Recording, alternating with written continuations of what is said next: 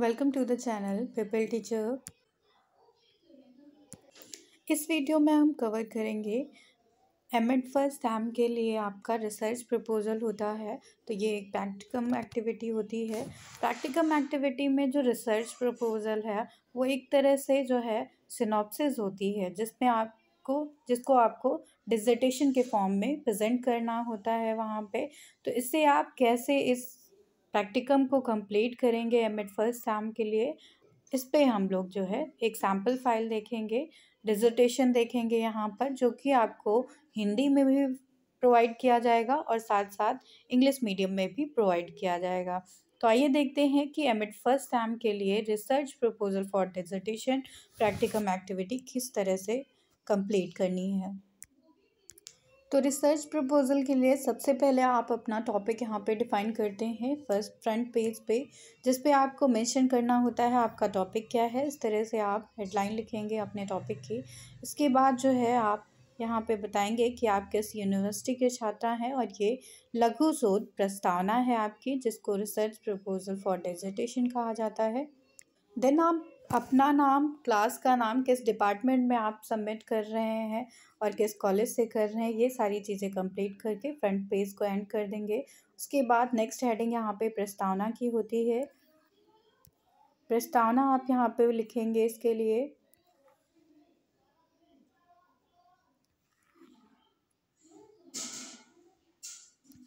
प्रस्तावना के बाद में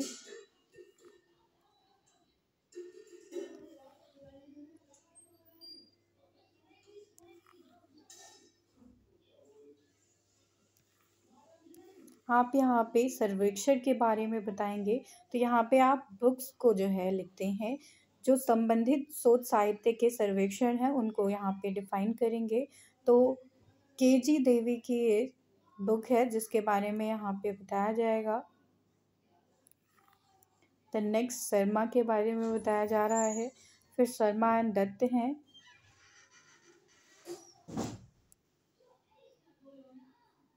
इसके बाद लेनर आ जाते हैं। फिर जो है नेक्स्ट आते हैं यहाँ पर व्यास अमरचंद। फिर अध्ययन की आवश्यकता क्यों हुई, इसके बारे में आप बताएंगे। तो आप अपने टॉपिक के अकॉर्डिंग इसको चेंज करते रहेंगे। ये एक सैम्पल फाइल है। इस तरह से इस फॉर्मेट में आपको फाइल अपनी कंप्लीट करनी है। समस्या कथन यहाँ पे आप देंगे, क्या आपका टॉपिक है जिस पे आप रिसर्च करने जा रहे हैं। इस तरह से नेक्स्ट हेडिंग यहाँ पे आ जाएगी। फिर आप उद्देश्य बताते हैं कि आप रिसर्च कर क्यों रहे हैं।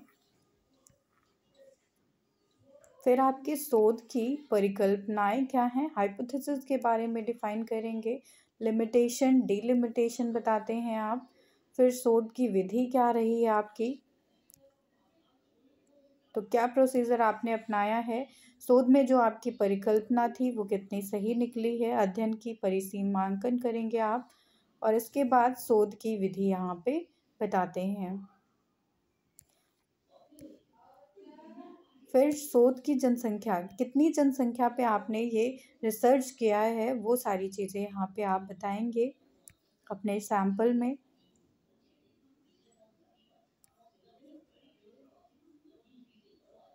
इस तरह से ये आपकी सैम्पलिंग हो जाएगी रिसर्च के लिए। कौन से टूल्स का यूज़ किया है आपने, वो बताएंगे यहाँ पे आप। फिर प्रदत्तों का संकलन करेंगे यहाँ पे आप, प्रदत्तों का विश्लेषण करेंगे। फिर यहाँ पे संदर्भ ग्रंथ सूची, रेफरेंस बता देंगे।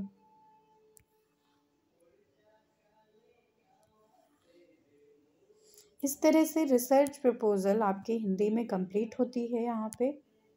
देन नेक्स्ट फाइल है ये रिसर्च प्रपोजल आपको इंग्लिश में किस तरह से कंप्लीट करना है।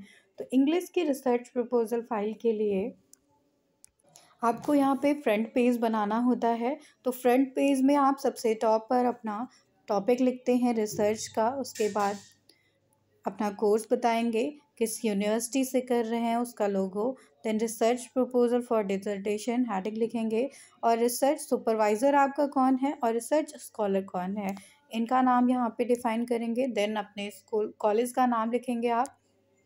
इस तरह से फ्रंट पेज कंप्लीट करने के बाद में आप यहाँ पे इंट्रोडक्शन स्टार्ट करेंगे नेक्स्ट पेज से। इंट्रोडक्शन आप सबसे पहले देते हैं रिसर्च प्रपोजल का। तो रिसर्च प्रपोजल के लिए सबसे पहले आप यहाँ पे इंट्रोडक्शन देंगे, देन रिव्यू करेंगे रिलेटेड लिटरेचर का। तो रिव्यू ऑफ रिलेटेड लिटरेचर ये आपकी नेक्स्ट हेडिंग यहाँ पे हो जाएगी, जहाँ पे आप कुछ बुक्स का सहारा लेंगे यहाँ पे। तो फर्स्ट बुक आ जाएगी अग्रवाल की, देन सिंह एंड सिंह की बुक है। नेक्स्ट है त्रिपाठी, GS त्रिपाठी की ये बुक है। फिर यहाँ पे गौरी शंकर त्रिपाठी जी की बुक है, नैयार उषा की बुक है ये। फिर यहाँ पे शीतल पटेल की ये बुक है, मिश्राए की बुक है। इन सारे जो है लिटरेचर का रिव्यू करेंगे, रिलेटेड लिटरेचर का आप यहाँ पे। तो ये सारी चीज़ें आपको डिफ़ाइन करनी होती हैं अपने रिसर्च प्रपोजल के लिए, क्योंकि आपको थ्योरेटिकल एस्पेक्ट भी उतना ही कवर करना है इसमें।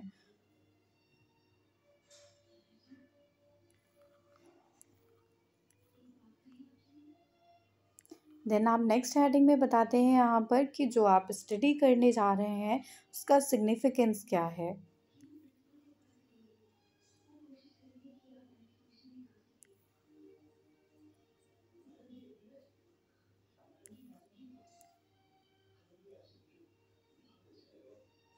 इसके बाद आप स्टेटमेंट ऑफ द प्रॉब्लम देंगे यहाँ पे।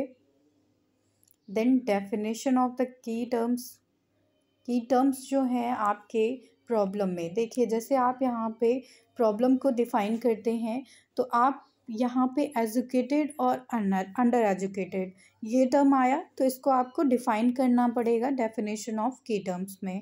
और उसके बाद कौन सा टर्म यहाँ पे डिफ़ाइन किया गया है, एटीट्यूड। एटीट्यूड को भी आप डिफ़ाइन करेंगे यहाँ पे, क्योंकि आप इसको जो है अपनी प्रॉब्लम में शामिल करते हैं। फिर ऑब्जेक्टिव्स क्या हैं इसको जो है स्टडी करने के लिए इस रिसर्च को, वो बताएंगे। पर्पस क्या है आपका, डिलिमिटेशन, यहाँ पे किस एरिया के लिए आप ये रिसर्च करने जा रहे हैं, किस पर्टिकुलर एरिया में आप रिसर्च करने जा रहे हैं, ये सारी चीज़ें बताते हैं।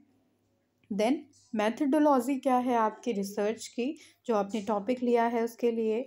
फिर आप पॉपुलेशन बताएंगे कि कौन से एरिया में, कौन से सिटी में आप जो है रिसर्च कर रहे हैं। सैम्पल, पर्टिकुलर आप जो है पॉपुलेशन में कौन सा सैम्पल प्रेफर कर रहे हैं। जैसे लखनऊ है तो लखनऊ में कई सारे जो है डिवीज़न है, यहाँ पे आप कौन से जो है एरिया का स्टडी करने जा रहे हैं, कौन से एरिया पर आप रिसर्च करेंगे, सैम्पल कलेक्ट करेंगे, तो वो सैम्पलिंग में आ जाएगा। यहाँ पे सैम्पल साइज़ आपका क्या रहा है, तो सैम्पल साइज़ का मतलब हो जाता है जिस पर्टिकुलर एरिया में आप स्टडी करने वाले हैं, रिसर्च करने वाले हैं, उसमें आपने कितने घर को, कितने स्कूल्स को, या आप अकॉर्डिंग टू योर टॉपिक आप कौन सा सैम्पल ले रहे हैं उसको आप बताएंगे। तो मिनिमम आपको 50 तो कवर करने ही रहते हैं इसमें।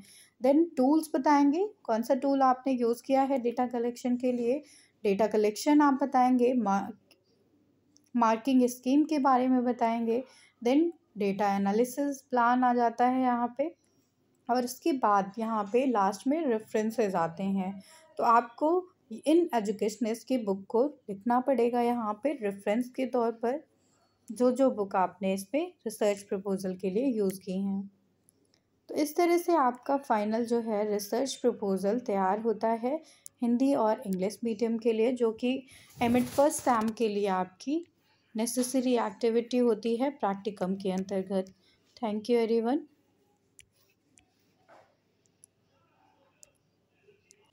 पढ़ते रहिए और सीखते रहिए।